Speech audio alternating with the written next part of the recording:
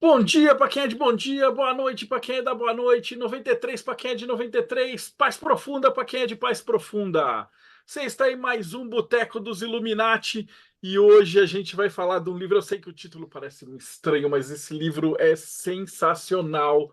Chama A Mensagem Reencontrada, ou O Relógio da Noite e do Dia de Deus, que é um livro oráculo. E o termo parece um pouquinho estranho para a gente, mas o nosso convidado, a gente estava batendo um maior papo, quase perdemos a gravação aqui, porque ele estava explicando para a gente da Ilíada, da Odisseia, do Dom Quixote, e ao longo da história existiram vários livros oráculos, e é um negócio que é sensacional, eu tenho certeza que você vai ficar doidão, então acompanha a gente nesse boteco. Para fazer parte da mesa hoje, pelo Projeto Mayhem, Rodrigo Lutarque. Salve, pessoal. Estou ansioso pela aula que a gente vai ter. Também do Projeto Mayhem, Florindo Neto.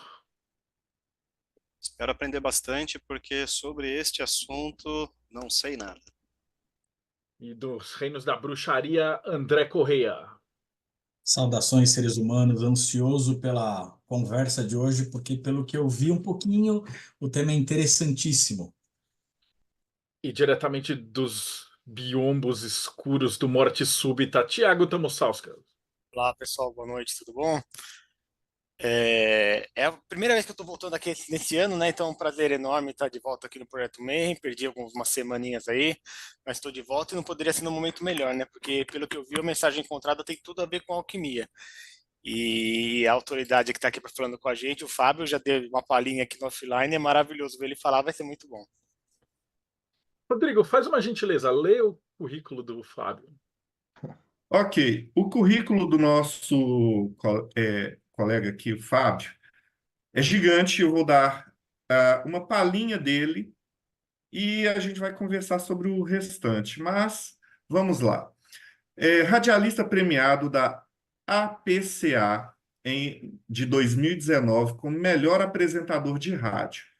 No offline a gente viu que ele tem assim uma desenvoltura fantástica, né? Âncora por anos da revista cultural Radiometrópolis da Cultura FM de São Paulo. Jornalista, produtor cultural. Foi o primeiro coordenador de programação do Sesc Pompeia. Poeta e tradutor de poesia, atual titular do Imã Radiocast, podcast de mitos, fábulas e poesia, www.imanradiocast.com.br. Contador de histórias tradicionais, ensaísta, autor de livro, palestrante e, em paralelo a tudo isso, dedicado há mais de 40 anos à busca espiritual. Este é o início do currículo dele. Salve, Fábio. Seja muito bem-vindo aqui no Obrigado. Boteco dos Illuminati. Ouvindo parece que é muita coisa, mas na verdade, né, é sempre muito pouco, porque isso que nós temos para abordar, para estudar, para nos aprofundarmos, sempre nos coloca diante da humildade da criatura, diante da grandeza do Criador, né? Então, eu agradeço muitíssimo ao projeto do Mayhem, me sinto honrado, agradeço ao Marcelo e a todos vocês, ao Luciano que fez a ponte, né? E também eu quero falar que aquilo que eu vou falar hoje aqui, eu devo muito às instruções recebidas, ao que eu aprendi com o professor Pérez Sánchez Ferrer, professor e historiador catalão, que trouxe esse livro ao Brasil em 2005. Esse livro, essa é a edição de 2005, A Mensagem Reencontrada, né? ou Relógio da Noite do Dia de Deus, eu não sei se dá foco, às vezes. Esse aqui é um quadro do Catiot, Le Magicien Persien, o Mago Persa, e essa aqui, que o Marcelo estava mostrando, é a edição que saiu em 2023, né? E abrindo, você vê esse outro. Opa. Eu encontrei foco. Não sei, não estou conseguindo. Aqui. Esse outro quadro do Catiot, que é La Forêt Philosophique, a Floresta Filosófica, né? Uma figura com asas sobre esse tigre, né? Enfim, uma representação do volátil e do fixo, os dois elementos, né? da alquimia, né? Fábio, antes de você começar, você já assistiu alguns episódios aqui, você sabe como é a sua primeira vez. Na verdade, a gente só do seu currículo a gente já vai te convocar para pelo menos mais 6 bate-papos, né? Mas a gente precisa saber da sua história, né? Então, um belo dia você era uma criança em algum lugar, ia na igreja, comia hóstia e tal. E aí, depois de 40 anos, a gente está discutindo aqui o relógio de Deus. Como é que isso Não foi bem aconteceu, assim. cara? Na verdade, o que aconteceu foi o seguinte: eu nasci em Milão, na Itália, e vim para cá muito pequeno, né? Com 4, 5 anos de idade.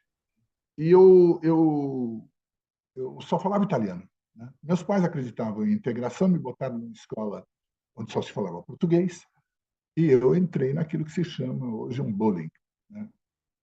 Quer dizer, a um certo ponto, eu não falava português. Minha mãe tinha, assim, me segurava aqui, estava num país estrangeiro. Eu era muito tímido. Então, eu, por um lado, me refugiava na leitura e, por outro lado, eu elaborei anos mais tarde que, para mim, aprender a falar português sem sotaque, com fluência, com repertório, era diferente de matemática, geografia, história, o que quer que fosse. Era vida ou morte. Quando chegou no final do ginásio da época, né? Era ginásio que falava, eu era o melhor aluno de redação da minha classe. Por quê? Porque eu também estava muito ligado na literatura. E eu recebi uma revista italiana, que era publicada pelo Corriere della Sera, que era o Corriere dei Piccoli, Correio dos Pequenos, que era uma excelente revista para jovens e adolescentes, para crianças e adolescentes, onde eu comecei a ler a Ilíada adaptada. Meus pais me deram Monteiro Lobato, com quem eu tenho uma dívida de gratidão, porque me introduziu na mitologia, né? Então eu comecei a me fascinar pelo mundo das fábulas, li As Mil e Uma Noites, que são texto muitas vezes texto revelado, né? Contos que têm um sentido hermético, né? Os Irmãos Grimm, contos que têm as fábulas tradicionais, né? Quem é a Bela Adormecida? Que está dentro de nós, está fora. Quem é a Cinderela, que está nas cinzas, dentro de nós, não fora.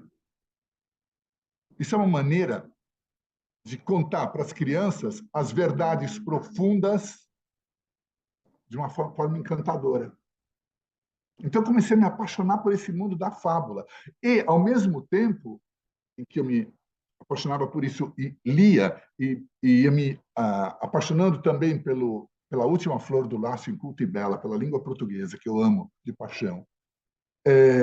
O que aconteceu foi que tudo que depois eu vinha fazer na vida dependeu e depende do meu amor por esse idioma. Então, eu fui jornalista, fui radialista, fiz projeto cultural, fui tradutor de poesia, escrevi. O que eu estou fazendo hoje, o que é? Para utilizar esse idioma para entrarmos em contato com você, ter fluência nesse idioma.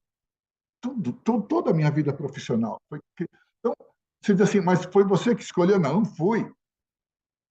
Não fui. Isso é o destino de cada um. Isso é o destino de como ele se vem de um lugar dentro de nós que a gente nem imagina o que é. Tem muito a ver com a mensagem encontrada.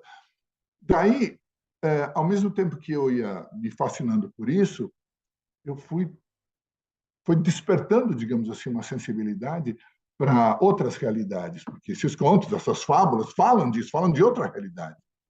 Então, eu comecei a me interessar por isso.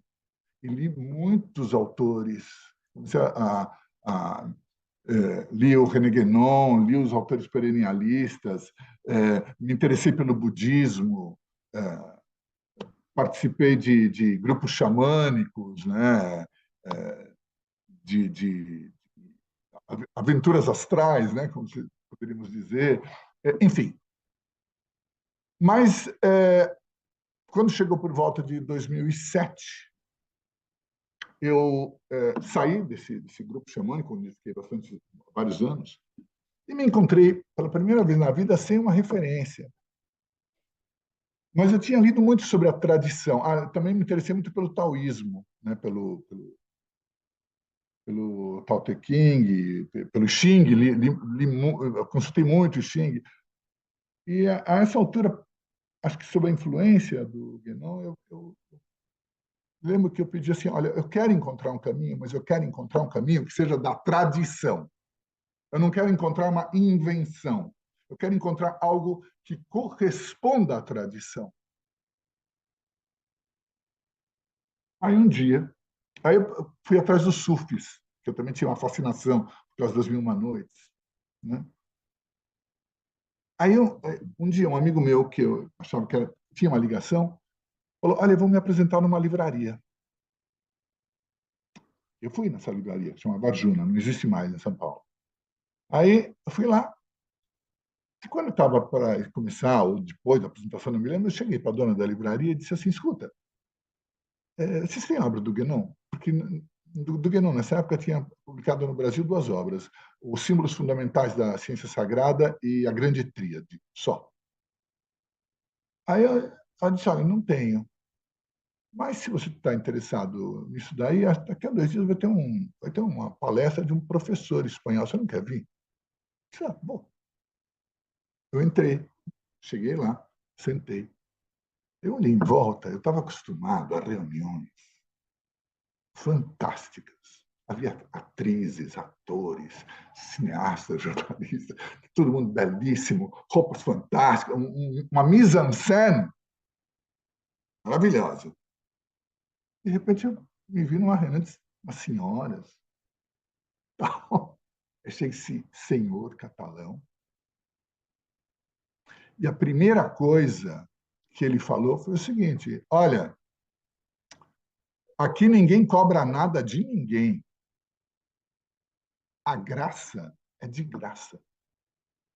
Essa é a origem da palavra, gratia. Entrou dinheiro no meio da... Você pode ganhar dinheiro com tudo na vida. Com tudo. Mas com isso, não é bom ganhar dinheiro. Nem pagar. E eu estava acostumado, cada vez que eu ia nas reuniões bacanésimas que eu ia, na época era R$90. Na época. Então eu disse: opa. E a segunda coisa que ele falou para mim foi o seguinte: olha, aqui nós não falamos em evolução, viu? Deus não evolui. Ele é a perfeição desde o início. A perfeição não pode evoluir. O que evolui é o mundo social, científico. Isso pode evoluir. Agora, a centelha divina dentro de você não evolui. Ela pode estar desviada, enterrada, extraviada, mas ela não precisa evoluir. Ela é Deus em você. Eu disse: opa. Quando eu ouvi isso, eu sabia que eu estava num lugar de tradição. Porque a ideia da evolução é uma importação das teorias darwinistas que estavam na moda numa certa época para dentro de campos onde elas não se aplicam. Elas se aplicam em outros lugares, não na busca espiritual. Na busca espiritual, buscamos retornar ao que é perfeito. E o que é perfeito em nós, que nós todos temos dentro. Pode estar oculto, pode estar coberto pelas cascas, pelas crostas. O tamanho da crosta varia para cada um. Mas está dentro é uma luz perfeita. Então, isso não evolui. Bom, eu fiquei encantado e comecei a ler esse livro. A ler não, a consultar esse livro, a participar de leituras com esse livro. Isso transformou a minha vida. Não me deixou nem mais rico, não é teologia da prosperidade. Com certeza não é teologia da prosperidade. Você não vai ficar mais assim, não vai ficar mais bacana. Evidentemente, não fiquei mais bonito, basta olhar. Mas muda por dentro a maneira como você vê, como você se relaciona com a vida. Porque a mensagem reencontrada tem a ver com o fundamental da vida em nós. E do que ela fala? Já que vamos entrar no tema. Do que fala a mensagem encontrada? A mensagem encontrada fala exatamente da mesma coisa que falam o Tao Te Ching, os Vedas, a Torá, o Corão ou a Bíblia, o Evangelho, o Antigo Testamento, o Novo Testamento. Ou seja, fala de nós. É o único tema. O único tema é o homem. Parece que está falando de muitas coisas, de guerras, de exílio, de não sei onde, Babilônia. Parece. Mas está falando de nós. Sob a linguagem dúbia dos discípulos de Hermes. Porque os discípulos de Hermes, da escola de Hermes, os alquimistas, os cabalistas, os apóstolos, eles não falam explicitamente. Eles falam com uma linguagem dúbia. Então, eles te contam que o povo de Israel foi exilado no Egito. E você se pergunta, mas espera um pouquinho, os patriarcas de Israel eram jornalistas? Eram historiadores? Eles estavam querendo te contar uma história cronológica? Claro que não. Orígenes, que é um dos pais da igreja aí, do começo do século II, III, se não me engano, falou assim, olha, é uma impiedade pensar que os livros sagrados contam a história do Egito. Ele está contando uma outra história. Que história? Ele está dizendo o seguinte, olha, existe algo que foi para o exílio, está no exílio, está fora da sua terra, dentro de você. E esse algo dentro de você, ele chama, nesse momento, de povo de Israel. Até que chega Moisés. Mas Moisés é o quê? Uma pessoa? Moisés, em hebraico, é Moshe, que é o anagrama de Shem. Você pega a palavra, inverte, Moshe vira Shem. E Shem quer dizer o quê? O nome. Também o nome para tirar o povo de Israel do Egito. E quem é o Egito? Nós, o homem exterior. O homem carnal. O lugar onde o povo de Israel está no exílio, dentro de você. Você é o faraó. Eu sou o faraó do meu Deus. Por quê? Porque essa centelha divina que está dentro de cada um de nós é a fonte de toda a nossa inteligência, de todas as nossas qualidades superiores, de todos os nossos talentos, de todas as nossas habilidades, da nossa longevidade, de tudo que é superior em nós. E a maioria dos homens se comporta como em relação a essa fonte? Como um senhor de escravos se comportaria com os seus escravos. Aproveita a força, o poder, os lucros que isso dá, mas nunca para dizer obrigado, meu senhor. Nunca. É um dono de escravos. É a maioria dos contemporâneos nossos. É a maioria do Ocidente e do Oriente também, hoje em dia. É disso que o livro sagrado está falando. De algo dentro de você. Não. O Gênesis não está falando da invenção das árvores, das plantas. Onde tem que acontecer o Natal? Dentro. O verdadeiro, claro. Dentro. Nessa escuridão que habita em nós, surge, enfim, uma pequena luz. Ela vai aumentando, aumentando. Aurora Consurgens, diz o título de um livro alquímico, né? Aurora nascente. Vai aumentando, aumentando, aumentando, até que para num lugar chamado presépio. Isso é uma revelação interior, que é contada com uma história exterior. Então, parece sempre que é fora, mas é dentro. Você tem o Caminho de Santiago. É um lindo caminho, está lá na Espanha. É lindo. Você vai lá, vai até a Catedral de Finisterra e tal. Mas onde é o verdadeiro caminho de Santiago?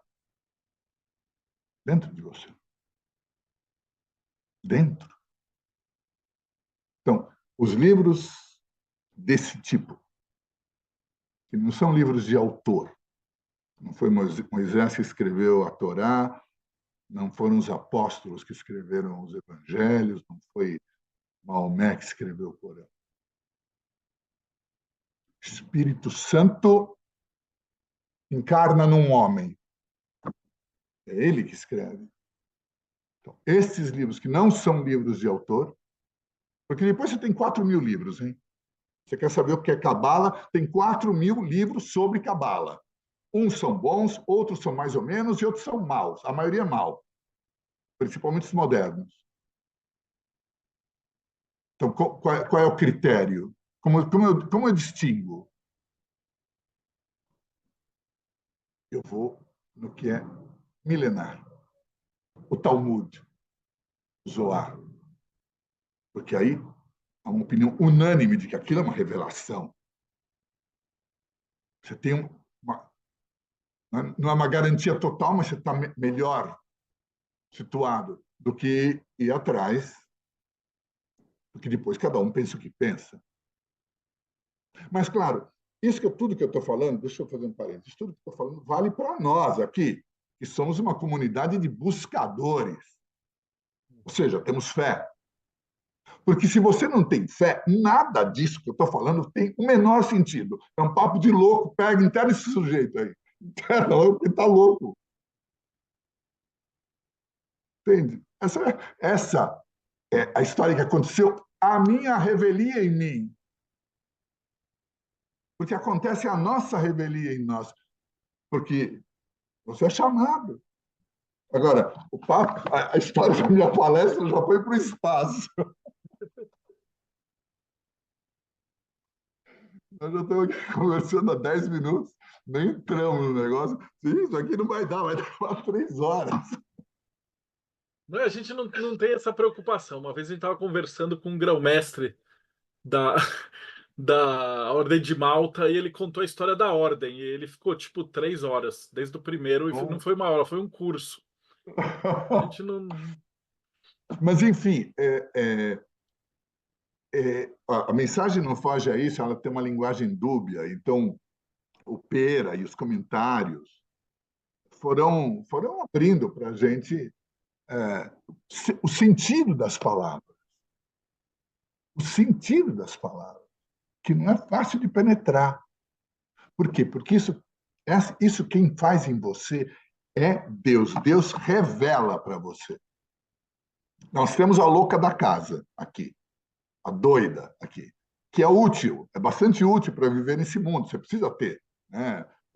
Levanta uma garrafa, consegui. Né? Então, tem utilidade no trabalho e tal, não sei o quê. Agora, disso que nós estamos falando, quem abre esse sentido em você, Deus. O São Paulo diz numa das epístolas, nós temos o nous de Cristo. O nous, isto é o sentido. Ele abre o sentido. Mas, eu estou falando de muitas coisas e eu não sei se está fazendo tá tendo uma clareza nisso que eu estou dizendo, porque eu estou falando mais de improviso do que seguindo um roteiro que eu tivesse elaborado. Entendeu? Então, na verdade, eu posso compartilhar com vocês essas questões que têm fascinado a minha vida. Ao mesmo tempo, eu tenho que ganhar a vida, tenho podcast, sei lá, que eu falo. Outro dia eu falei do John Lennon, falei do Oscar Wilde, esse último falei das montanhas. Aliás, as montanhas do sul de Minas, viu, Luciano? Falei um pouquinho das montanhas. Mas, enfim, né? Sou um sujeito como qualquer outro, entendeu? Um sujeito como qualquer outro. Mas nós nos unimos nessa reunião virtual e nós podemos compartilhar um pouco dessa história recente que aconteceu, porque o Louis Catio, o autor da Mensagem Encontrada, morreu em 53. Então, ele é muito recente. Ele é muito recente. Quando você lê os Upanishads, você lê um texto que tem 5.000 anos, que foi escrito originalmente em sânscrito. Isso cria muitos problemas. Há problemas de tradução sérios a partir, sei lá, do aramaico, da Bíblia, né? Tem uma passagem... Porque muitas vezes o tradutor é ignorante, né? Não tem essa instrução. Então, Catio escreveu em francês há 3 gerações atrás. Está próximo de nós. A tradução passou essa instrução para os seus 2 herdeiros espirituais, Charles e Emmanuel Dagvort, que eram 2... Catio era paupérrimo, né? Não conseguia vender um quadro, ele vivia como pintor. Os irmãos Dagvort eram barões, né? Ele passou isso para eles. Eram barões que se dedicavam à busca alquímica. Passou isso para eles. Esses caras, um deles foi para a Espanha, outro ficou na Bélgica, criaram comunidades de leitura que hoje existem na França, na Bélgica, na Itália, na Espanha, em Portugal, aqui no Brasil, enfim. E o professor Pera, foi instruído por esses 2. Então, a distância, digamos assim, da fonte é pequena. Não é como quando você leu o Tao Te Ching, que foi escrito originalmente em chinês, em ideograma. Então, as dúvidas de tradução são incríveis. Estava falando da dúvida de tradução na Bíblia. Tem um trecho da Bíblia que o texto em aramaico ou hebraico diz literalmente o seguinte: um corno se ergueu dentro dela. Mas o cara não coloca isso ao Espírito Santo. Não, o que está escrito ali é um corno se ergueu dentro dela.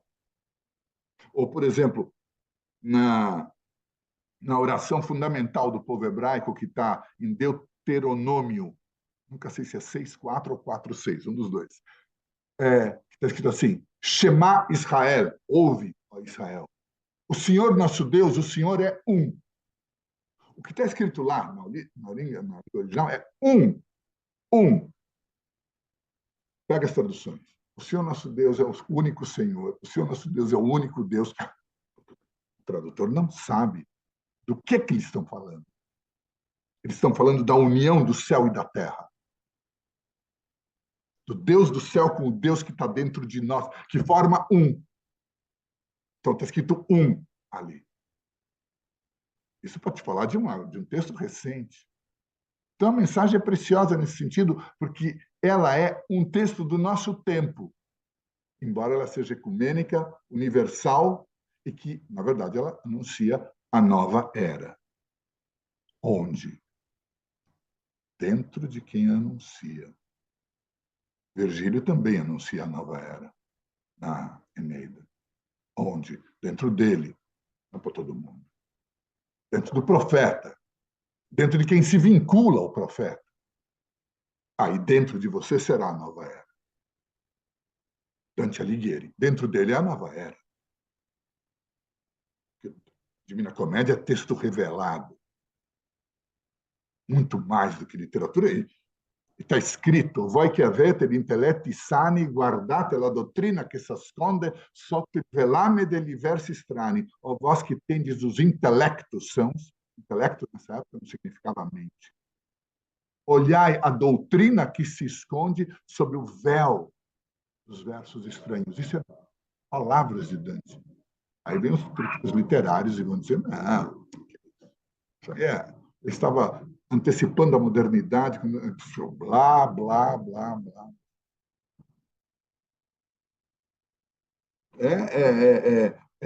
É um mistério, é a revelação, é a herança dos ancestrais. Qual é a herança dos ancestrais? O que os nossos ancestrais nos passaram? Os textos revelados da humanidade. O Tao Te Ching, os Vedas, o Corão, a Torá,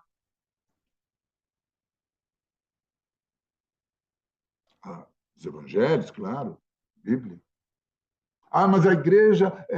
mas o problema da igreja, do padre pedófilo, sei lá que caramba, é dos homens. Porque não é a igreja, é o homem que está... Agora, o texto revelado é que a própria igreja já não sabe ler.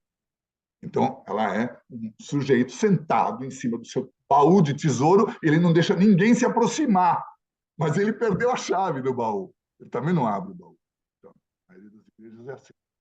Tem um tesouro, mas está sentado em cima. Gente, eu estou completamente fora da história da mensagem. Não, pior que não, porque a gente está dentro dos livros oráculos. Não, Eu até ia te colocar que provavelmente você não, pelo que você não mencionou, mas a gente aqui também estuda um que chama Livros Sagrados de Telema, do demônio sim. Aleister Crowley, do começo do século. Sim. Que é um livro revelado de qualquer jeito, né? Então, Não é a busca da revelação tem envolvido a humanidade há muito tempo. Há muito tempo. E o que precisamos, digamos assim, pedir é a experiência. Um dos versículos da mensagem diz o seguinte: a menor experiência de Deus vale mais do que todas as teologias do mundo. Então, é isso que nós temos que pedir. Não é uma experiência, primeiro, explicitada em nenhum texto. Ninguém fala claramente disso. Ninguém. Né? Segundo, todos os textos dão a entender que se trata de uma experiência forte, digamos assim, temível. O segredo está protegido. Então, Gabriel diz para Maria, na cena da fecundação de Maria, né? Diz: não temas. Primeira coisa que ele diz. Não temas por quê? Porque é algo temível. Quando você tem o texto de Jacó, né? Ele tem o sonho da escada, né? Ele vê os anjos subirem e descerem. Ele acorda e diz assim: que terrível lugar é esse? Porque é a casa de Deus. E o que significa a coroa de espinhos em volta da cabeça do Cristo? Se não justamente essa faixa de terror que protege o segredo. Essas histórias são histórias sagradas. O sentido profundo delas tem que nos ser revelado por um hermeneuta, alguém que... Porque senão nós nunca entenderemos. Ah, coitado, botaram... Sim, tem o sentido literal. E o sentido literal salva, hein? Um cara lá no interior, uma pessoa muito simples, que não sabe nada disso que eu estou falando, mas que acredita com toda a fé no livrinho dele na Bíblia, ele se salva, porque o que te salva é a fé, não a intelecção. E o que é a fé? O que é ter fé em Deus? É um dom de Deus. Isso parece um absurdo. Você tem fé em Deus porque Deus te deu o dom de ter fé nele. Porque o teu vizinho não tem. E você pode gastar 200 mil anos de saliva. E não vai adiantar, porque não é algo do nível da... É algo que vem do teu Deus, da tua centelha. Acende dentro de você. Porque a tua crosta, digamos assim, é mais fina. E tem outro que... Não. Então, isso salva. Esse fervor, essa crença fervorosa. Porque você sabe, sente que dentro de você existe isso, que é o teu eixo, o teu centro. É aquilo que você não pode perder, jamais. Jamais.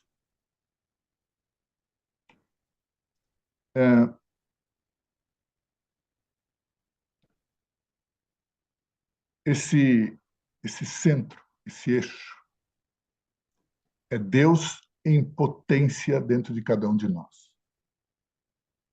Mas estar em potência não quer dizer que ele está em ato. Existe uma diferença muito fundamental nisso. Uma semente é uma árvore em potência, mas ela não é árvore. Ela é em potência. Em nós, a centelha está em potência. Em pessoas como Catio, ela está completamente realizada. Mas todos nós temos. E todos nós podemos alcançar a salvação. Mas o que é a salvação? Bom, no nível mais baixo é a divinização. No nível mais baixo é conseguir. É a tradição da segunda morte que tá no Apocalipse e também está no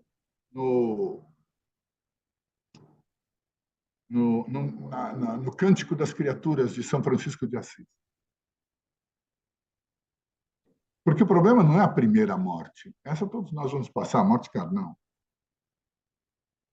Mas o problema é a segunda. Isso vai colocar uma questão muito interessante sobre o tema da reencarnação, que é muito mal compreendido devido a uma absorção, uma influência parcial, incompleta, das doutrinas orientais, em geral, do budismo mal compreendido, de um certo espiritismo mal compreendido. Então, há uma grande confusão e é bom a gente esclarecer. Esclarecer. A nossa vaidade nos traz esclarecer. Quem sou eu para esclarecer qualquer coisa? Mas vamos lá.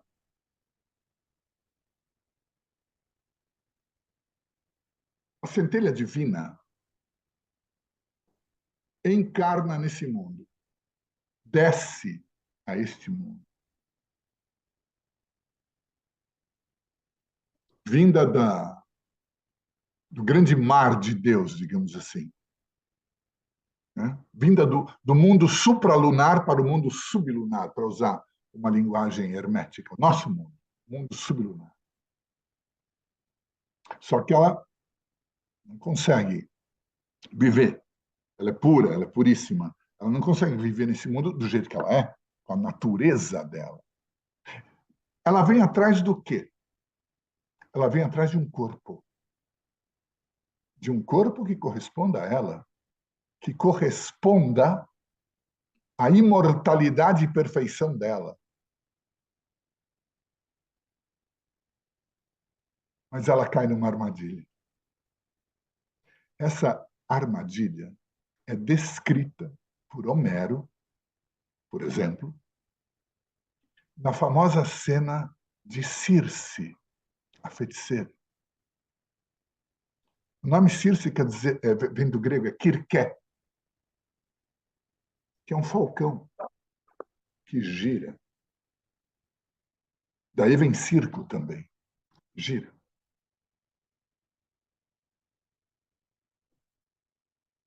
Homero conta a história dos companheiros de Ulisses que chegam numa certa ilha, estão esfomeados, estão, enfim, perdidos no grande mar.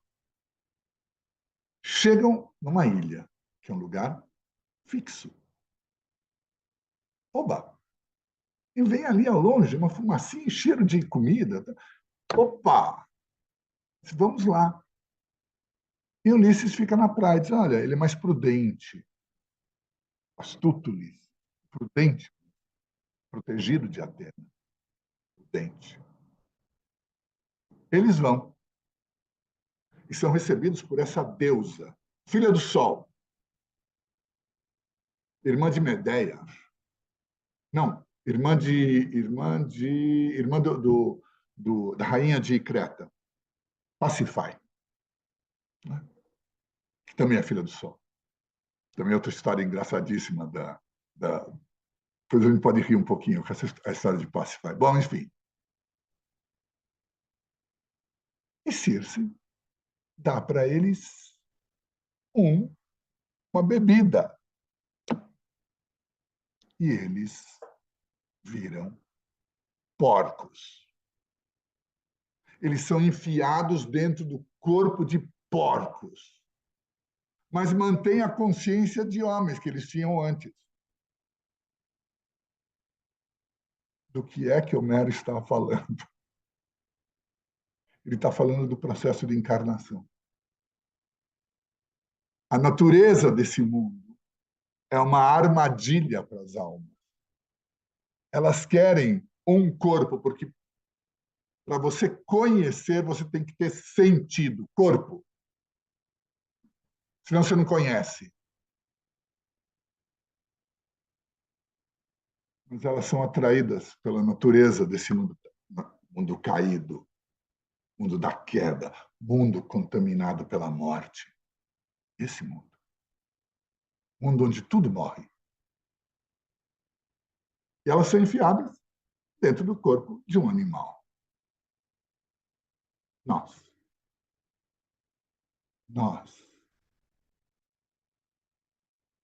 Mas a história não termina aí. Quando eles são enfiados, quando eles viram porcos, Ulisses vai atrás dos marinheiros dele. E ele está indo em direção do palácio de Circe. Aí ele encontra quem no caminho para avisar? Hermes. Diz para ele, opa, ô meu, não vai lá. Eu vou tirar uma planta para você que vai te ajudar. E aí ele se abaixa e diz Homero, ele arranca uma planta que é muito difícil para os humanos arrancarem, chamada mole, M-O-L-L-Y, né? Mole, que tem a raiz negra e a flor é branca. Porque o começo da obra é em negro.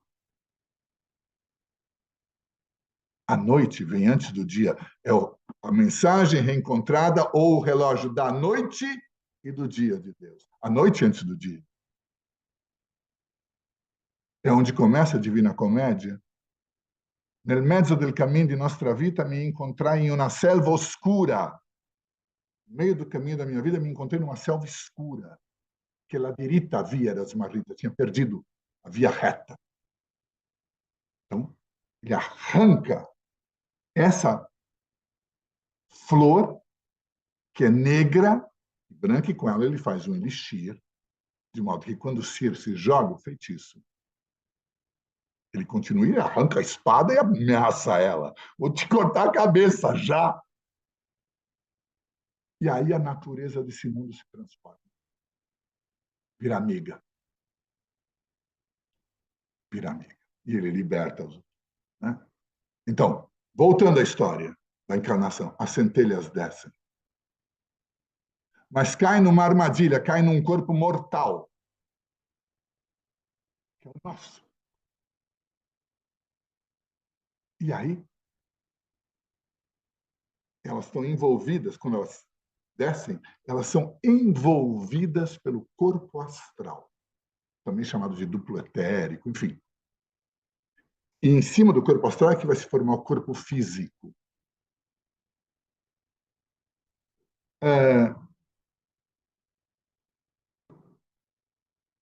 Esta centelha pode ser comparada a algo que tem um poder masculino, porque ela que gera. ela tem o poder de gerar. Você pode gerar um filho porque você tem esse poder dentro de você. É outro poder que a centelha te dá. E o corpo astral tem um sentido feminino, porque ele é receptivo. Então, são comparados a um homem e uma mulher. Existe uma passagem de Platão, depois eu posso ler para vocês, que mostra que homem é um dos nomes da nossa alma, da nossa centelha imortal. Homem. Você é um homem porque você tem uma centelha imortal dentro, porque você tem um homem dentro de você. Senão você seria um macaco. Seria um porco. Nós temos esse exterior. Mas este homem e essa mulher se unem para uma aventura, que é atravessar esta vida. E que termina de duas formas possíveis, só duas. Ou bem ou mal. Ou seja, são dois namorados que vão atravessar essa vida e, no final, dá casamento ou divórcio.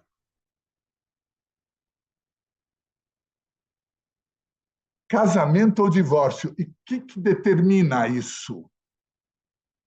A vida que você teve.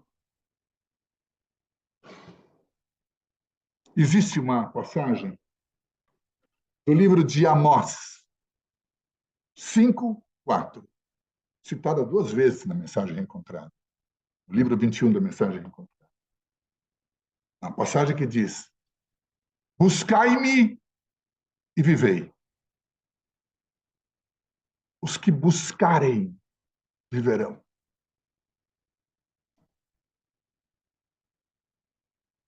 Buscai-me, dizem os mestres da palavra. Ele disse buscai-me, ele não disse encontrai-me. Encontrar é uma decisão de Deus. Você vai encontrar. Mas você buscou. Você buscou. E na hora do vamos ver, ninguém vai te repreender porque você não foi capaz de fazer chover. Mas vão te repreender se você não pediu para chover. Para chover na tua horta. Chove aqui na minha horta, meu Senhor. E aí, casamento ou divórcio? Se há casamento, mesmo que você não tenha conseguido, mas você tentou. Eu sou um ignorante. Eu não consigo explicar como o Pera consegue. Eu posso até fazer uma entrevista com o Pera, com vocês, armar. Como o Pera consegue a mensagem encontrada.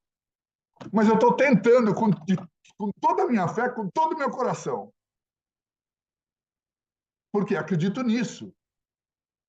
Porque depende do que você crê. Tem um alquimista alemão, Heinrich Kunrad. Ele diz, creia. Porque aquilo em que você crer é o que você vai encontrar. Então, eu acredito nisso. Então, o que acontece? Você acreditou, você buscou, você tropeçou, mas você manteve a sua fé, como diz São Paulo. Completei o curso, mantive a fé, lutei o bom combate. Não é isso que ele diz? Até o texto dele. Então, fui. Então, mesmo que você não tenha conseguido realizar a obra, porque realizar a obra depende de Deus. Realizar a obra alquímica, a obra de regeneração física, espiritual e corporal. Não é? Da alma, do corpo e do espírito. Essa obra inteira. Você não conseguiu, mas você teve fé. Então, Deus te buscai-me e vivei. Deus te abençoe. Então, este corpo astral, fêmea, essa centelha masculina, se fundem num corpo de glória, de luz, que é a coisa mais indestrutível do universo. E por isso é chamada pedra. Como diz Salomão, quem é uma pedra a não ser o nosso Deus? Esse é o bom final. E o mau final? sujeito andou nessa vida, não ficou para nada, tratou de cuidar dos próprios interesses, fossem quais fossem, não ligou para esse Deus. Você sabe que nos evangelhos diz, né, alimento pobre, né? Alimento pobre, o teu próximo. Quem é o mais próximo de você? Teu Deus. Claro, você também tem que alimentar o pobre que aparece. Mas esse é o próximo. Próximo dentro de você. Esse é o pobre. Dentro de você, que está enterrado dentro de um corpo de animal para te salvar. Esse é o sacrifício que ele fez. Ele se enfiou num corpo de animal. É uma loucura. É uma loucura se você pensa. Esse cara está doido, o Fábio está doido. Final que não é legal. Você não. Olha, você. Nem aí para isso. Né? No final, não tem casamento, tem divórcio. E, portanto, a centelha vai ter que reencarnar, vai ter que fazer novamente a experiência, para ver se da próxima vez ela encontra a namorada certa para voltar para casa, sair do exílio, sair do Egito, sair desse mundo de exílio contaminado pela morte, ir para o mundo onde não há morte, ir para o mundo do amor, ir para o mundo da unidade, ir para o mundo da beleza, ir para o mundo do esplendor, nossa casa verdadeira, nossa pátria verdadeira. Mas não. Vai ter que reencarnar, que para ela é uma maldição, é um castigo. Só que, e é isso que não é compreendido, se acontecer comigo, ela vai reencarnar, mas não vai ser comigo. Não vai ser comigo. Vai ser com outro corpo astral. E esse corpo astral, essa entidade psíquica, sem a centelha, se torna um. Desculpe, aqui é um pouco assustador. Se torna um espectro. Se torna uma coisa onde todos os desejos continuam existindo, porque a morte é só a morte física, os desejos continuam existindo. Só que ela tem sede, mas não tem água, não tem o copo, não tem a mão. Então ela arde. Isso é o inferno. Até que ela se dissolve. Só que do outro lado não tem tempo. Então parece uma eternidade. Ou seja, para nós, esta vida é decisiva. It's now or never, como diz Elvis Presley. É agora que eu decido que eu tenho essa fé, que eu vou buscar isso do jeito que eu puder, do jeito que eu quiser, porque isso me promete a felicidade. Eu aprendi tudo isso com a mensagem reencontrada. Tudo. A mensagem reencontrada ensina tudo. É um livro de instruções, como são os outros livros. Mas ela tem menos historinhas, digamos, porque a Bíblia é muito cheia de historinhas. Né? A coisa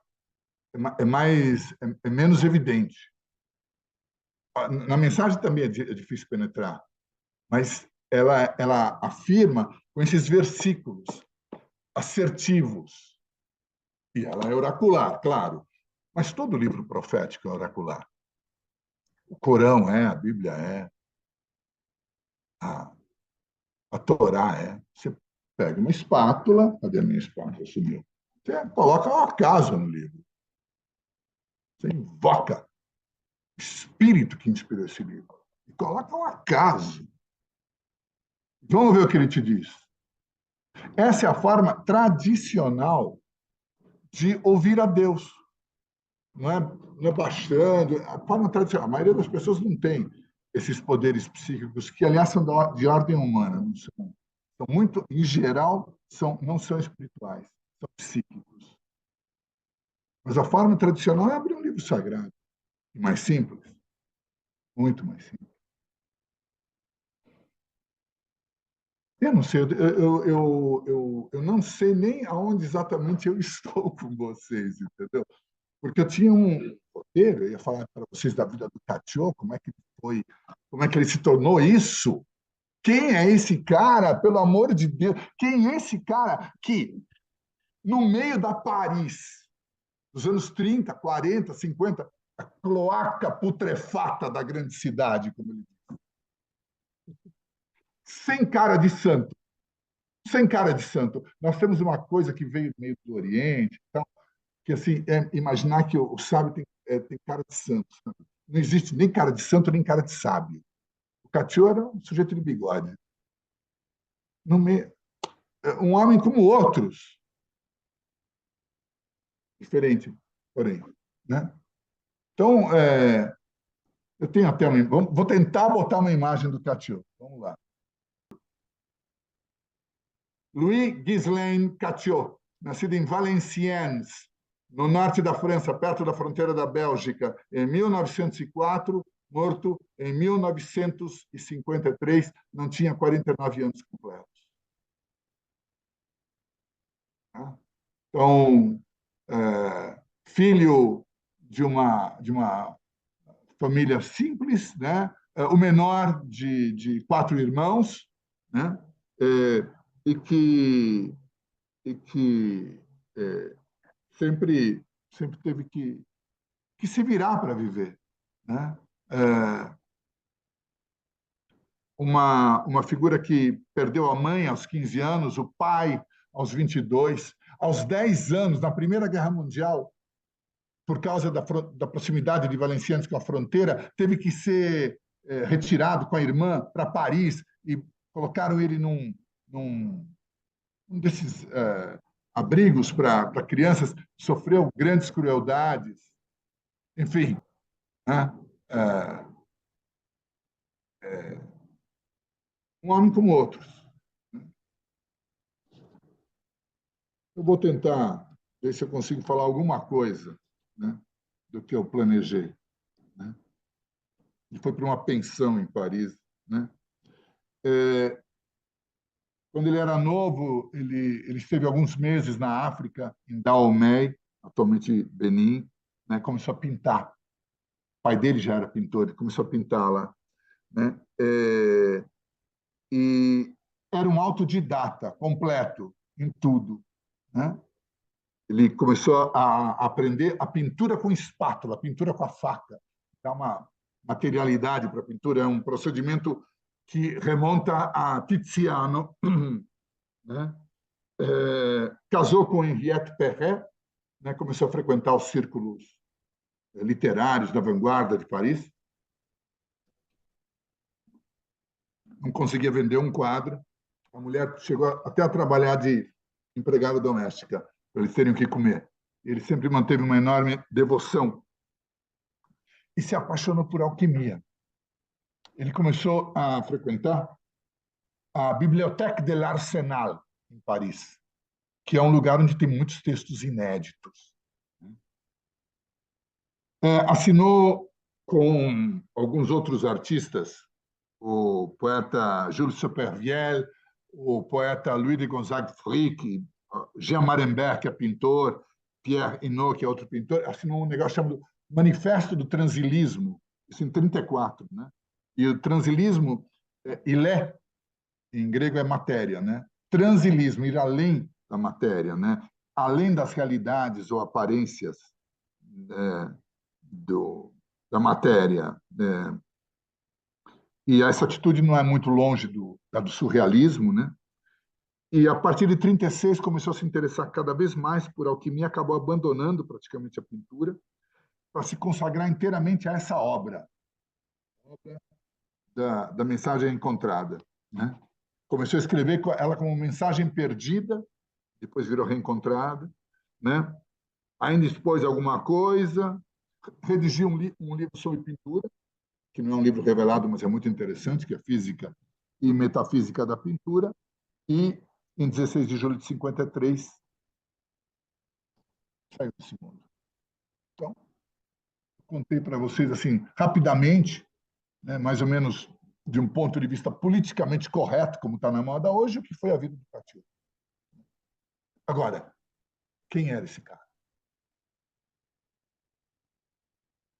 O Charles de Gaulle, fazendo uma apresentação da mensagem em Roma, em 2002, disse, olha, eu não estou à altura de descrever esse cara, mas eu fui amigo dele, vou tentar. Quanto mais eu. Né? Então, ele era uma pessoa fora do comum. Ele vivia no Quartier Latin, o bairro boêmio de Paris, né? Com a mulher Henriette e o gato dele, Pupiné, um gato persa, muito bonito. Né? E no primeiro encontro, dizem os Dogvor, você já ficava impactado, porque ele era desconcertante, ele tinha reações imprevisíveis. A lógica dele era muito particular, pegava de surpresa você. Né? Ele se divertia deixando as pessoas meio estupefatas, até escandalizando. Nada de... nada. Né? Era um sujeito sem complexos, né? Uma personalidade livre. Vivia o presente, mas como se fosse uma criança sem malícia. Né? Muitas vezes ele gostava de ser charlatão, né? Fanfarrão, porque ele se recusava a levar esse mundo e ele mesmo a sério. Nunca era professoral. Se ele ensinava como se fosse o bobo da corte. Né? E tinha a arte de dizer para quem podia entender, fazendo todo mundo rir e jamais dando desculpa por uma ofensa. E havia um calor que era diferente da cordialidade comum, né? Que emanava dele, né? Como se ele tivesse um segredo imenso que ele guardava secretamente. Então, tem um poema dele, ele também era poeta, em que ele escreveu o seguinte: perdeste a tua vida, diziam, olhando as minhas mãos vazias. E ninguém ouvia o Deus que cantava no meu coração. Porque o Deus dele cantava no coração. Então, esse era o verdadeiro Catiulo. Mas, claro, você não chegava nele fácil, né? Você não conseguia se aproximar dele, a não ser meditando sobre a mensagem encontrada, né? Que é a obra que ocupou os últimos 14 anos da vida dele, na verdade, a obra de toda a vida dele. Né?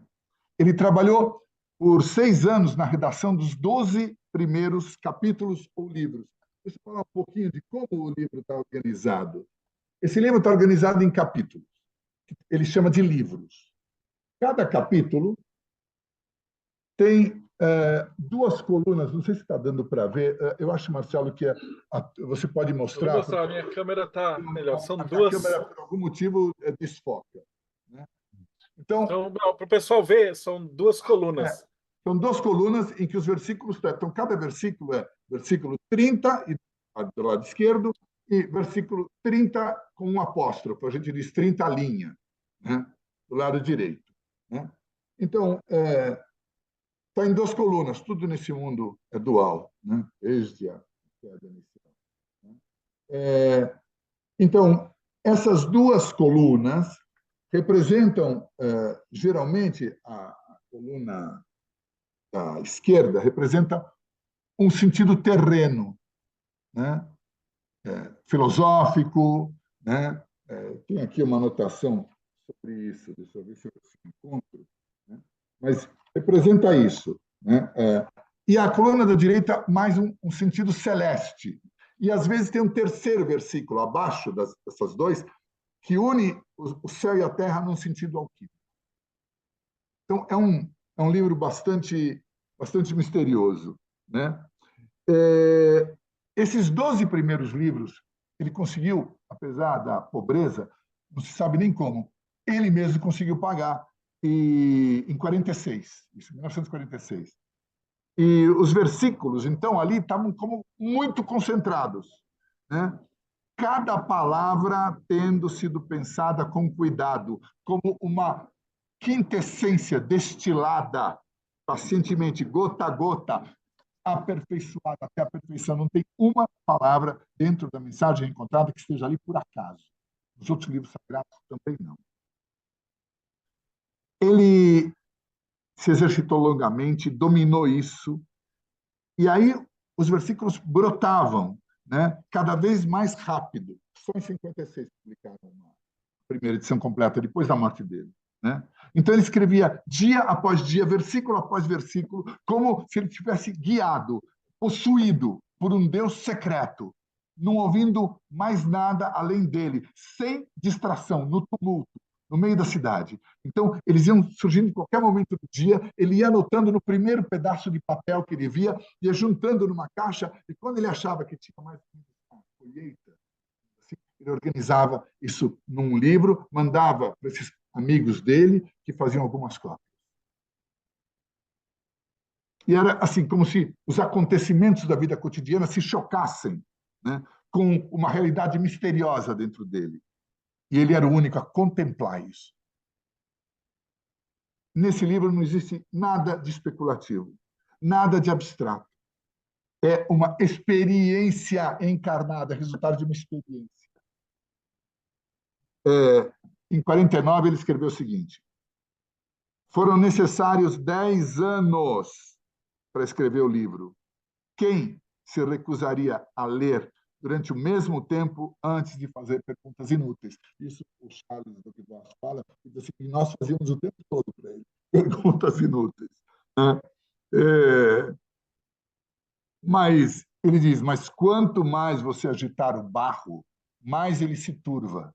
E quanto mais você o deixa repousar, o valor do repouso, mais ele decanta naturalmente. Né? E quando os Dogvos conheceram, começaram a ficar encantados com ele, eu acho que isso, de certa maneira, gerou um versículo que está no livro 23, no capítulo 23, versículo 36, que ele diz assim: é inútil correr atrás do autor.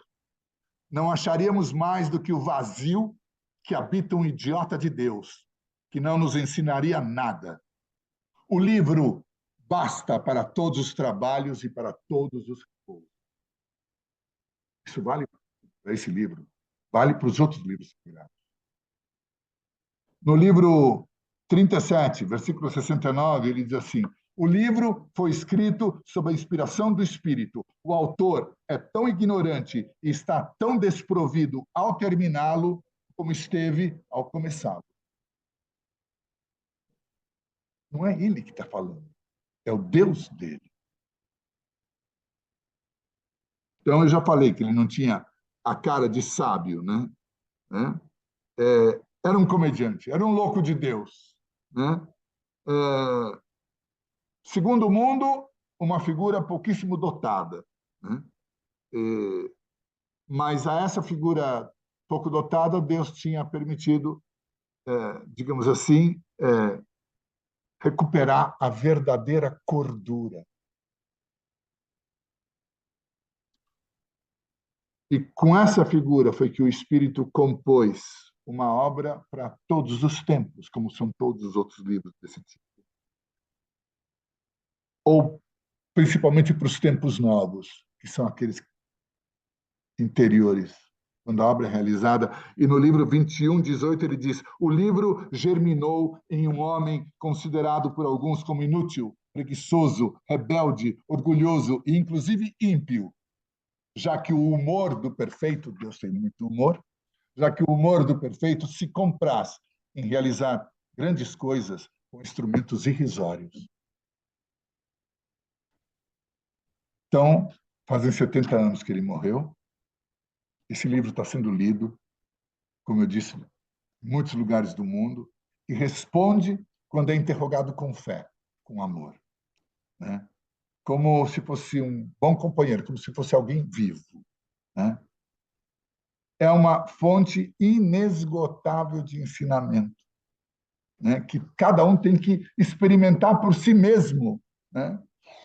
O Charles Dugdale, um dos herdeiros espirituais, conta que o Cathio tinha um gato persa, Pupiné. eu tenho uma imagem dele. Torçam aí para eu conseguir compartilhar com, né? Aqui. Então, ele tinha esse gato, né? Então, olha só. Fonte inesgotável de conhecimento. Então, o Charles Dodvoss lembra que o gato é o emblema da palavra do nosso mestre Hermes. E nada é mais normal, já que os mistérios da profecia não são outra coisa que os mistérios da palavra, que é o pensamento divino. Irã, dizem os maçons, corporificada ou encarnada, a palavra reencontrada. Eis porque pouco importa o homem, o que é importante é a mensagem que ele traz. Então, a mensagem reencontrada é a palavra reencontrada, é a mensagem hermética reencontrada. Segundo uma tradição, os maçons falam da palavra perdida, né? O verbum demissum, ou dimissum, que é Irã. Mas esse nome, Irã, pode ser dividido em Airan, a vida do alto. Grande arquiteto do Templo de Salomão, Irã, que foi assassinado por seus malvados companheiros, e isso levou à devastação do templo. Mas os mestres, graças à Cássia, sabem onde se encontra a sua tumba para ressuscitá-lo e restaurar o templo. Então, Stefan Fey, que é um outro buscador da mensagem, insiste sobre a característica fundamental e diz: temos aqui um livro hermético, um livro que testemunha a ciência de Hermes. Isso só para falar do gato, né, que os egípcios já conheciam, né? Então, você pode ler a mensagem do começo até o fim, mas é muito denso, né? Então, a melhor maneira de se aproximar, você pega uma espátula, como a minha que sumiu, em algum lugar aqui dessa mesa, né, e abre ao acaso. Então, aos poucos, né, você vai se aproximar, né? Mas isso não quer dizer que você vai penetrar facilmente, porque, como diz o livro 23, 61 linha, o livro é como a arca que carrega e transmite o segredo do único. Muitos o carregarão, poucos o penetrarão. Então, outro versículo, 9, 36 linha. Aqui existe mais do que uma moral e mais do que uma sese, mais do que uma filosofia e mais do que uma mística. Aqui está a chave da restituição do homem e do mundo em Deus. Livro 12, 5 linha. O livro ensina a sair da morte e a repousar na vida. Mas quantos dentre os crentes se apaixonam por esse mistério? Porque é uma questão de amor. Não é uma questão de entendimento. Por que que você resolve ler um livro sagrado? Que você se apaixonou. Por quê? Outro aspecto maravilhoso dessas coisas. Eu comentei com vocês várias vezes que esses livros não são livros de autor, são livros inspirados pelo Espírito Santo. Portanto, eles têm, digamos assim, uma luz oculta. O Catiô e outros entenderam muito bem que a Bíblia, a Torá, os livros sagrados, são livros de alquimia. É ali que começa a alquimia. Onde começa a alquimia? Na doação de si mesmo. Numa oração feita com verdade. Por que que os alquimistas, o tempo todo está cheio de orações entre os textos dos alquimistas? Podemos olhar. Louvações a Deus está cheio. Ali começa a alquimia. Então, há uma luz oculta nesses textos, um sentido oculto. E existe um sentido oculto, uma luz oculta, onde mais? Dentro de você, dentro de nós. Quando você abre um livro sagrado com amor, com fé, o Emmanuel de Guivarch dizia assim, esses livros não foram feitos para serem compreendidos. Quem é que vai compreender a Torá? Esses livros foram feitos para serem amados, o que é completamente diferente. Se você chega numa namorada, você não quer que a tua namorada te compreenda, você quer que ela te ame, é uma coisa completamente diferente. Então, quando você ama, quando você se apaixona, a luz oculta do livro e a luz oculta em você começam a conversar. Vocês sabem que tem uma passagem no Evangelho que diz assim, o amigo do noivo também se alegra. Nós somos o amigo do noivo. Né? Nós assistimos. Às vezes você pode não compreender um texto. A primeira vez que encontrei o Pera, quando ele foi embora, porque ele ficava aqui 15 dias, voltava para a Espanha. Ele disse, pô, mas você está indo embora? A gente não sabe aquilo que você sabe. Ele disse, não, tudo bem, mas ele que está dentro de você, ele sabe. E por que ele que está dentro de você sabe, entende o que está no livro sagrado? Porque foi ele que escreveu. Ele que está dentro de você foi quem escreveu o livro sagrado. Ele escreveu. O Senhor que é um. O Senhor que está no céu e está em você. No céu e na terra. Na terra onde? Dentro de você.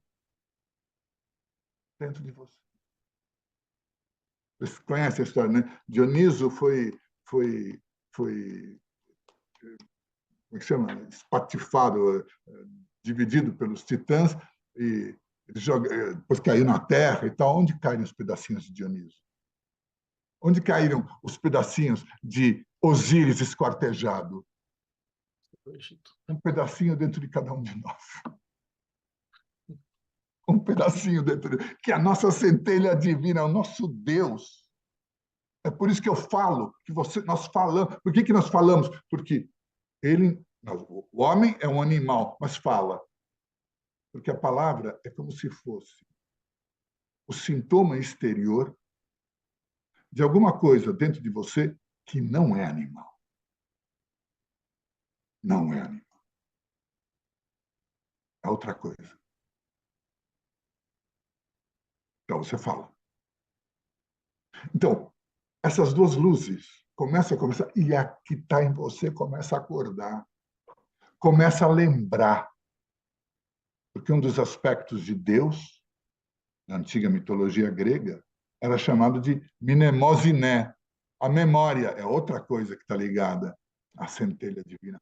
Tem um texto da mensagem que diz: o livro não se destina à consciência normal, é para a memória e intuição profunda.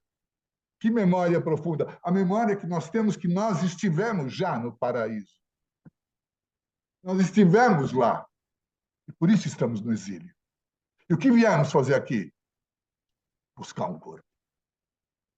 Buscar um corpo. E o único jeito de encontrar esse corpo é descer aqui embaixo. Está a morte. Dizem que tem umas centelhas que não querem descer. Elas olham por cima do parapeito e dizem, lá tem morte, não quero descer. Mas ela não aprende, ela não adquire. O único jeito de obter um corpo de glória é descer aqui, nesse corpo animal. Olha, Deus não podia fazer direto, o que nós temos que descer? É o programa. Vai saber. Vai saber.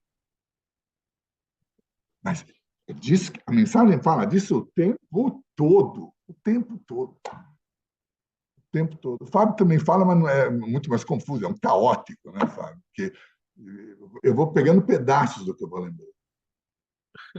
Corpo, né? Deixa eu te perguntar. Faltou as duas perguntas mais importantes, que a gente já avançou. Como é que o pessoal te acha? E mais importante, como é que o pessoal acha o livro? Tá, é o seguinte. Ó. Aqui o André falou que está jogando dinheiro na tela do computador, não está acontecendo nada. Calma. É o seguinte. Para comprar o livro foi publicado pela editora Atar. Você pode entrar no site da Atar, que é uma editora, e comprar vai sair uns 70, mais o frete e tal. Eu tenho uma quantidade de livros aqui, é um preço mais muito camarada, metade disso. Então, preciso escrever para o meu e-mail, Glia, que é o final do meu sobrenome, Glia, Fábio, glia.fábio, @gmail.com. Então, vou repetir. Glia, Glia, Fábio, @gmail.com. Isso ou a nova edição, esta. Mas se quiser comprar a antiga, boa, essa é R$ 12. Isso é uma coisa. Outra coisa é que existe um site que tem muitos textos e muita coisa interessante, que é www.amensagemreencontrada.com, sem BR. E o mais importante é que existem leituras periódicas. Como? Uma vez por mês por Zoom, aos sábados. Sempre um sábado de algum mês. Também escrevendo para mim, para passar a receber os avisos. E 1 a 2 vezes por mês é presencial aqui em São Paulo. Uma vez na Livraria 97, que fica na Vila Mariana, e a cada 2 meses na biblioteca. Esse semestre vai começar na Biblioteca Alceu de Amoroso Lima, que fica na esquina da Henrique Schaumann com a Cardeal Arco Verde. E o que nós fazemos numa leitura dessas? As pessoas estão em círculo, não, o Zoom não é em círculo. Todo mundo com o livro. O primeiro tira um versículo, ao acaso, lê em voz alta. Aí outro vai, e vão lendo.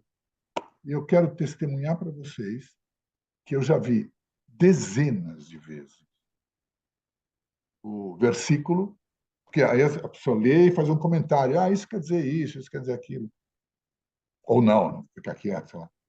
Eu já vi dezenas de vezes o versículo comentar aquilo, o livro comentar o que estava sendo dito. Aqui tem 5.000 versículos. Já vi dezenas de vezes. Queria encontrar a espátula, eu perdi muito, queria encontrar, para tirar um versículo agora mesmo, se fosse possível, se Deus permite. Achei. Então, você coloca, ao acaso.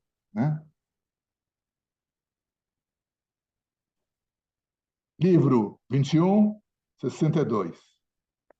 Aproxima-se o tempo, e já está aqui, no qual os crentes ocupar-se-ão novamente das coisas de Deus, e no qual eles deixarão as coisas do mundo,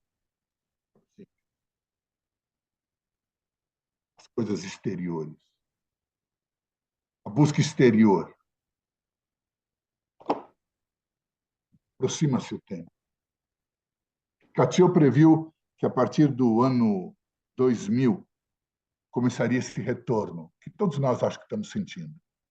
Um retorno espiritual. Um retorno depois de 300 anos, depois do desastre que foi a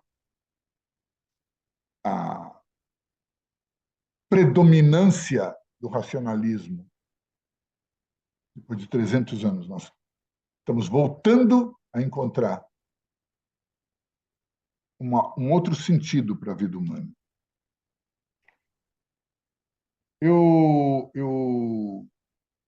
não sei se as pessoas que estão nos ouvindo têm interesse nisso, mas eu convido a todos a visitarem o site, entrarem em contato comigo para participarem de uma experiência, porque não adianta prolongar o comentário, porque assim não fica especulativo. Eu, então, tenho uma tendência terrível, que vale a experiência. E quando você abre o livro e lê, você tem uma experiência direta com a palavra. Lê, Se este empreendimento... isso que você falou agora, a gente entrevistou a ministra do CID, que é a iniciadora do Rogério Bettoni, que é daqui do grupo. E na religião hindu, dos Siddhis, também eles têm um livro sagrado que é um livro de poemas. E eles sentam ao redor e eles leem os poemas, que não por acaso também são inspirados, né?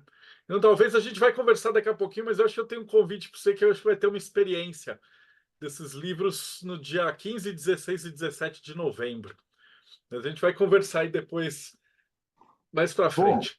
Pô, Fábio, eu só tenho que te olha, agradecer, cara. Foi uma noite maravilhosa, cara. Foi nossa, eu espetacular. e perdão para vocês porque eu me confundi, me perdi, sei lá para onde é que eu fui, mas espero que tenha feito algum sentido para vocês esta apresentação. Quer dizer, depois eu posso mandar até digitado para vocês o que eu tinha preparado, que é bem mais ordenado do que isso daqui que eu apresentei, que foi meio.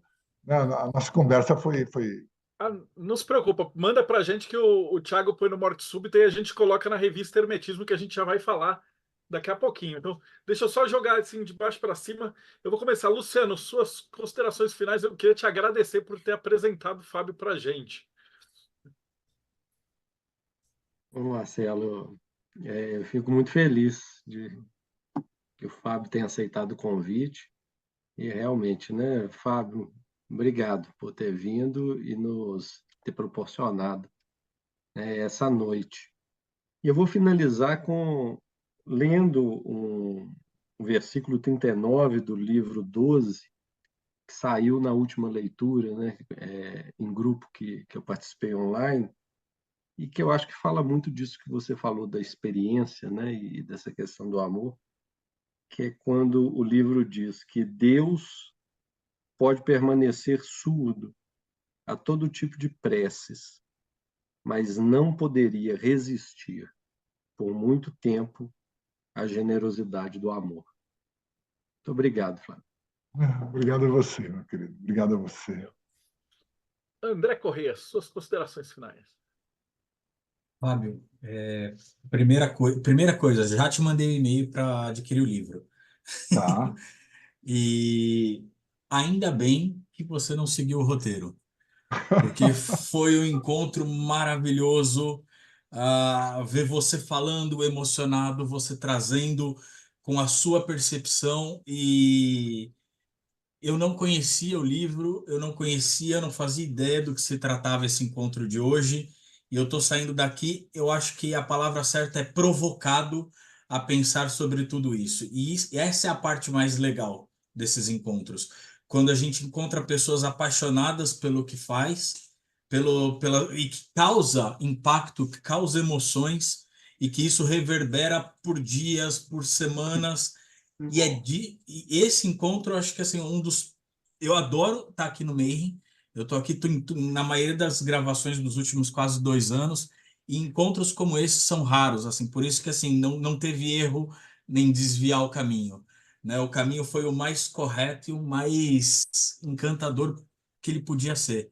E ter errado o caminho, eu acho que foi a maior desculpa que a gente encontrou para trazer você aqui mais e mais vezes para trocar nada, né? A gente só assistiu e você, com essa generosidade toda, ofereceu para a gente muito conhecimento. Então, muito obrigado por estar aqui com a gente hoje. Espero te ver muito mais vezes.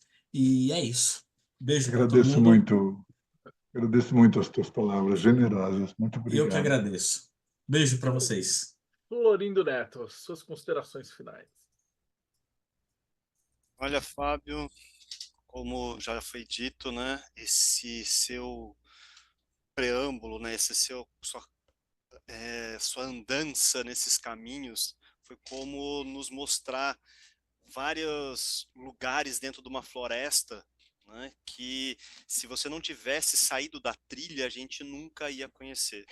Você pode ter se perdido, mas você mostrou vários caminhos para a gente, e isso foi realmente fantástico. Obrigado. Obrigado a você. Rodrigo Elutarque, suas considerações finais. Foi uma aula fantástica, foi orgânico, vi o brilho no olho, senti instigado a ter o livro, a ver, a participar. É fantástico quando isso acontece aqui no Projeto Mayhem, que, assim, a cada momento que aparece, eu quero virar SIC, eu quero virar um padre luterano, eu quero virar um satanista, eu quero virar tudo, porque a pessoa está apaixonada por aquilo. Assim, é tão fantástico. E gostaria de ver os seus textos, porque deve ser fantástico como essas suas palestras na revista Hermetismo. Se quem está vendo a gente entrar no catarse.me/TDC, vai participar do projeto, vai receber a revista, vai fazer parte de grupos fantásticos, onde vai poder ter diversos tipos de experiências, estudos, e tudo mais. Assim, muito obrigado por ter vindo, Fábio. Foi fantástico, foi de explodir a cabeça, foi orgânico, foi transcendental. Muito obrigado. Muito obrigado pela tua sensibilidade. Thiago Tomosauskas, tem livros revelados no Morte Súbita? Tem, mas já tô vendo que tá faltando, né? Saí de hoje aqui com uma listinha de lição de casa, que é fazer uma biografia, né, do Cat Ox para constar lá no nosso banco de dados. E, assim, acho que dessa experiência toda dessa noite, que foi maravilhosa, o que mais me alegra é a gente escutar tudo isso, né? Escutar o Fábio falando e a gente pensa assim, pô, não sou louco, né? Não sou só eu que penso assim, ou pelo menos não sou louco sozinho. Porque às vezes a gente fica meio isolado, assim, né? Não tem muito contato com pessoas que pensam dessa forma. E é legal, né? O Mayhem justamente por causa disso, porque ele une todo mundo que não pensa exatamente igual. Acho que ninguém aqui pensa exatamente igual, mas todo mundo faz parte de uma mesma canção. E, e é legal ver também que essa iluminação, ela não está disponível só para os grandes monges que se isolam, só para os príncipes. Ela também está disponível para o carpinteiro, para o sapateiro, para o comerciante, para quem estiver procurando, né? Então foi maravilhoso. Só posso agradecer aqui o Fábio por toda a exposição, pelo carinho, pelo coração que ele abriu aqui para a gente. E fazer o nosso jabazinho, para quem não conhece, o mortesubita.net é um site sobre ocultismo, esoterismo, misticismo e religiões comparadas que está no ar desde 1996. Que não é nada perto da carreira do Fábio, mas já é alguma coisa, né? Sim, é muito mais. Muito menos. E assim, quem quiser conhecer, o conteúdo está gratuito para todo mundo. A gente tem uma política de não cobrar por conteúdo. É só acessar mortesubita.net. E quem gostar e simpatizar do projeto, passa lá no catarse.me/mortesúbita e faz parte do problema com a gente. Fábio, suas considerações finais. Olha, eu estou muito feliz com a receptividade de vocês. Eu acho que a fé nos une, é um ponto fundamental. O livro é uma âncora para a minha vida e acho que pode ser uma âncora para muitas vidas. Eu tinha dito no começo, olha, a graça de graça, o livro é cobrado pela editora, então, como as Bíblias são cobradas e tal, mas as nossas reuniões, os nossos encontros são todos absolutamente gratuitos. Convido mais uma vez quem tiver, todos vocês, né, na verdade, quem estiver aqui na escuta, a ter essa experiência, termos essa experiência juntos, deixar o livro falar, né? Deixar o livro falar e chegar ao nosso coração, porque é uma experiência transformadora. E eu quero agradecer demais a todos vocês, particularmente o Luciano, que fez essa ponte, você, Marcelo, que foi generoso, e dizer que na verdade, a gente pode sair do roteiro, tropeçar, mas se a gente mantiver firme a nossa chama interior, nosso amor interior que nos leva, isso, voltando a dizer o que o Conrad disse, se acreditarmos nisso com fervor, é isso que encontraremos. Na vida futura, na vida para a qual todos nos dirigimos, encontraremos o que acreditamos profundamente. Espero que todos nós nos encontremos no mundo da felicidade. É isso. Muito obrigado. Ô, Fábio, só tenho que te agradecer para o pessoal que está assistindo a gente. Aqui no Mayhem também, ninguém daqui trabalha com isso, né? O Thiago é escritor, o André é psicólogo, Florido acho que é advogado, o Luciano eu não sei o que faz, mas o Rodrigo é diretor de escola. E a gente se junta porque a gente ama o que Psicólogo a gente também. faz. Cada um de nós tem É sua profissão, psicólogo. tem seu trabalho. Os textos do Mayhem, esses vídeos, eles vão para a internet de graça, depois está no YouTube. Os textos do Morte Súbita estão todos abertos para todo mundo. A cobrança que ele faz é para ajudar no site. A gente cobra porque a gente tem a revista física, então a pessoa paga para ter a revista física. Então a gente faz porque a gente gosta, né? E a gente já organiza um simpósio, e aí depois que a gente consegue com o simpósio, a gente trabalha com uma instituição que trata crianças com autismo. Então, Enfim, é a amor. gente faz tudo por amor É mesmo, né? amor, é amor. Então, para você que está assistindo a gente, então, não esqueça, essa entrevista 494. Então, lá para trás, a gente tem 493 entrevistas com gente assim. Então, a gente pega pessoas que amam. Como o Rodrigo falou, o olho do Fábio brilha quando ele fala. Então, é um prazer ter você aqui. E Prazer para mesmo. vocês que estão com a gente, dá uma olhada no site, toca o sininho, é importante para a gente, porque o YouTube não distribui, não passa nada. Então, assina o canal, toca o sininho e a gente se vê aí no próximo Boteco dos Illuminati.